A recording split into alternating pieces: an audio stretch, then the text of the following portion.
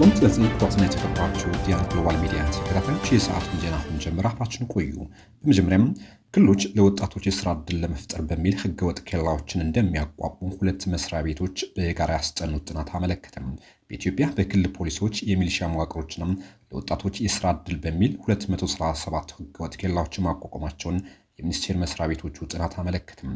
ንግድና ቀጠናዊ ትስስር ሚኒስቴርና ከትራንስፖርትና ሎጂስቲክ ሚኒስቴር በጋራ በመሆን በሚያዝያ ወር 2017 ዓ.ም ባጠናቀቁት ጥናት መሰረት በሀገሪቱ 237 ህገወጥ ኬላዎች መኖራቸውን ማረጋገጡን ተገልጿል። ክልሎች ለወጣቶች የስራ ዕድል ለመፍጠር በሚል ህገወጥ ኬላዎችን እንደሚያቋቁሙ በጥናቱ መረጋገጡን የጉምሩክ ኮሚሽን ጠቁሟል። የጉምሩክ ኮሚሽን ይህን የተናገረው የ11 ወራት የስራ ክንውን ሪፖርቱ ከገቢዎች ሚኒስቴር ጋር በህዝብ ተወካዮች ምክር ቤት በፕላን በጀትና ፋይናንስ ጉዳዮች ቋሚ ኮሚቴ ባቀረበበት ወቅት መሆኑን ተገልጿል። ባለፉት 11 ወራት 19 ቢሊዮን ብር ገቢ መሰብሰቡን የተናገረው የጉምሩክ ኮሚሽን በየክልሎች ገመድ እየተወጠረ ገቢ የሚሰበሰብባቸው ህገወጥ ኬላዎች በሀገሪቱ ንግድ ስርዓት ላይ አሉታዊ ተጽዕኖ እያሳደሩ እንደሆነም ተናግሯል።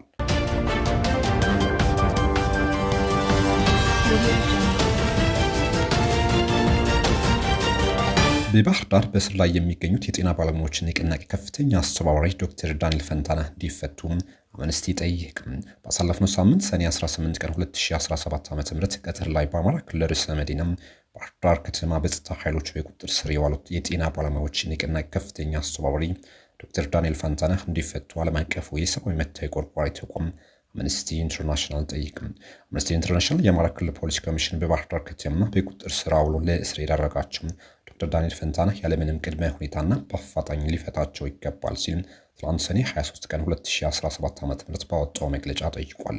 የዶክተር ዳንኤል ፈንታነህ የዘፈቀደ ስራ አሳስቦኛል ያለው አምነስቲ እስሩ በኢትዮጵያ መንግስት ባለስልጣናት ለህግ የበላይነት ተገዢ ባለመሆን የግለሰቦችን ሀሳብ በነጻነት የመግለጽ በነጻነት የመሰብሰብ መብትን ባለማክበር በተደጋጋሚ ህግ እንደሚጥሱ ማሳያ ነው ሲልም ተችቷል። አምነስቲ በመግለጫው ለፖለቲካ ጥቅም ሲባል ግለሰቦችን እያሰሩ መክሰስ አሳሳቢ ልማድ ሆኗል ሲል አስጠንቅቋል። እንዲህ ያሉ ድርጊቶች የህግ የበላይነትን ከመሸርሸራቸው ባለፈ በሀገሪቱ ውስጥ ፈላጭ ቆራጭ የሆኑ አካሄዶች እንዲለምዱ ያደርጋል ሲልም አሳስቧል።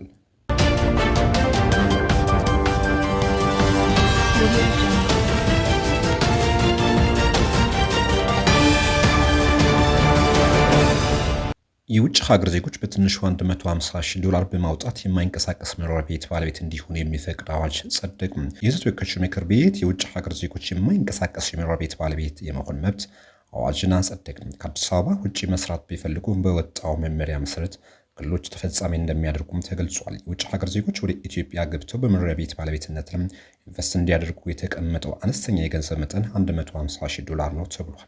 አንድ የውጭ ሀገር ዜጋ የሊዝ ዋጋውን ጨምሮ ለአንድ መኖሪያ ቤት ግንባታ ሙሉ ዋጋ ወይም ለመኖሪያ ቤቱ ግዢ የሚመደበውን አነስተኛ የገንዘብ መጠን ከ$150,000 ያነሰ ሊሆን አይችልም ተብሏል። $150,000 ሆኖ የተቀመጠው አነስተኛ የገንዘብ መጠን በጊዜ ሂደት እየተሻሻለ እንደሚሄድም ተመላክቷል።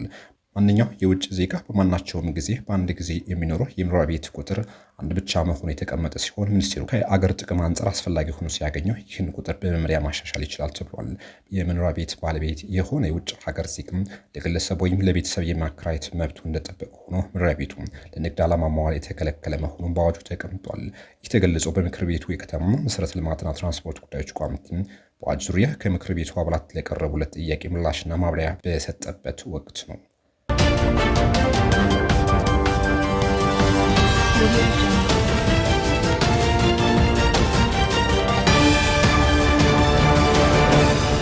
ሂውማን ራይትስ ፈርስት የተሰኘ ሀገር ውስጥ መብት ተሟጋች ድርጅት በአዲስ አበባ የሚገኙ የትግራይ ተወላጅ የሆኑ ወጣቶች በከተማው ባለስልጣናት ኢላማ ተደርገው ያለምንም መደበኛ ክስና ፍርድ ሂደት በማንነታቸው ምክንያት የዘፈቀደ እስራት የተፈጸመባቸው ነው ሲል ክስ አቀረበ።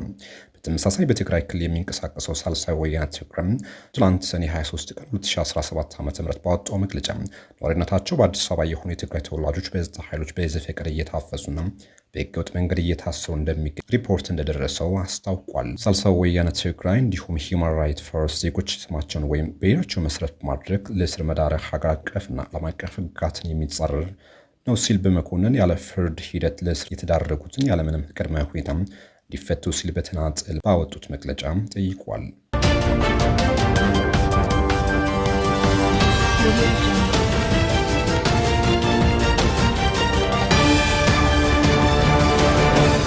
የህወሓት ክፍልን ተከትሎ ለሁለት የተከፈሉት የትግራይ ክልል ታጣቂዎች ወደ እርስ በርስ ግጭት ሊያመሩ ነው የሚል ከፍተኛ ስጋት መፍጠሩን በትግራይ በተቃዋሚነት የሚንቀሳቀሰው ሳልሳይ ወያነ ትግራይ አሳሰበ። ሊፈጠር የሚችለውን ቀውስ ለማስቀረትም በትግራይ ሁሉን አካታች ብሔራዊ ውይይት እንዲደረግ ፓርቲው ጥሪ አቅርቧል።